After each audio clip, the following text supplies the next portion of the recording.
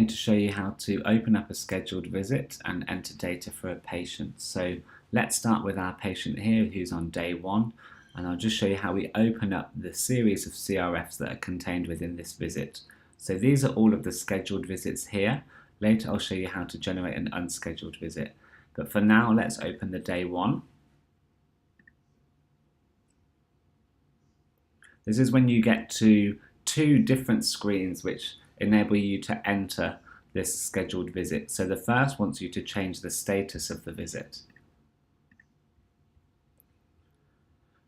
It asks you when the date and time of the visit was, where the appointment took place, in hospital, at home, in clinic, over the phone, and the status of that visit. So any visit that's not been opened will be classified as new. To move into any of the visits, you need to change it to in progress.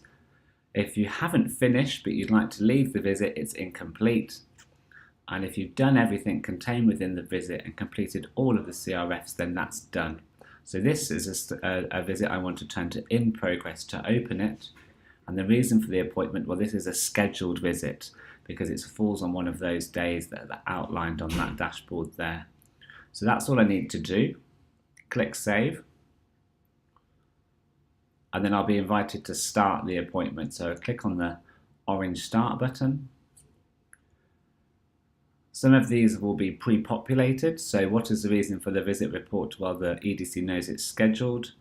If it was unscheduled, it would ask me to enter information as to why we've had an unscheduled visit. And all it wants to ask me now is the main source of this information. So most likely that's going to be from the patient. It may be a collateral from the relative or guardian. In this instance, I'll tick patient. And you can also just enter any other pertinent information about what's going on here to help those understand why you've ticked selected boxes. So you click on Save and then you're taken inside that scheduled visit. And you'll see here we've got a list of CRFs. So these are the forms that need to be filled out at this visit. And then also down here we've got some requisitions. So these are the blood tests here in Gaborone that need to be requested within the first 24 hours of the study. Down here on the right hand side I've got some PRN forms.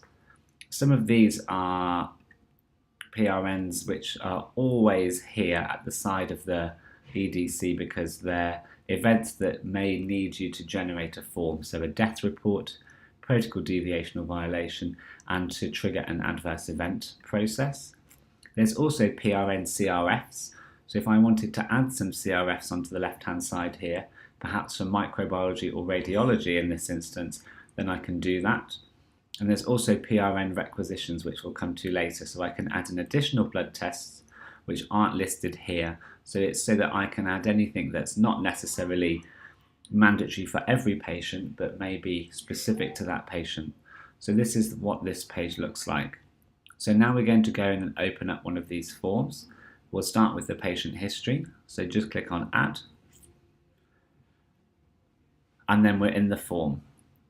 And now there's quite a long series of questions within this form. It's day 1, it's the patient history, so I won't go through all of them, but I'll just demonstrate to you that there are a couple of different features within this form. So all of these are pre-populated with the visit and the date, but there's a number of different types of question here. So some of these are multiple questions where you can put multiple answers on the right hand side, but some of them are very specific and are triggered by the fact that if you've written headache here, you must state what the duration of that headache is.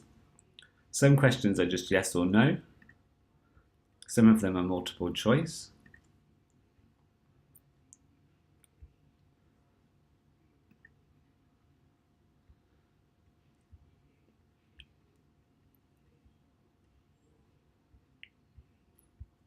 Some of them are their vital signs,